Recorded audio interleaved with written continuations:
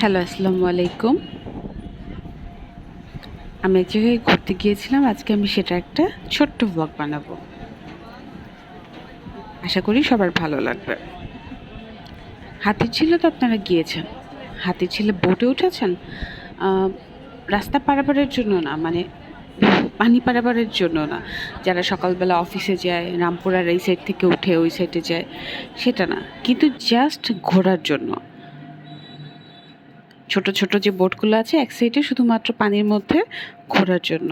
তো আমি আর আমার হাসব্যান্ড একবার গিয়েছিলাম সেখানে ঘুরতে। বিকালে প্রচণ্ড বাতাস ছিল। টিকিট সাধারণত ২০০ থেকে ২৫০ এরকম মনে হয় পার পারসন। তো আপনারা গিয়ে দেখতে পারেন। সাধারণত এটা বিকালবেলাই বসে, অন্য টাইমে না। বিকাল থেকে রাত পর্যন্ত একটা সার্টেন পিরিয়ড আছে, ওই পর্যন্ত। আম নৌকা ভেদে আলাদা আছে। ২ জন বসা যায়, ৩ জন বসা যায়, ৩ জন না, ২ জন, ৪ জন, ৬ জন এরকম মনে হয়।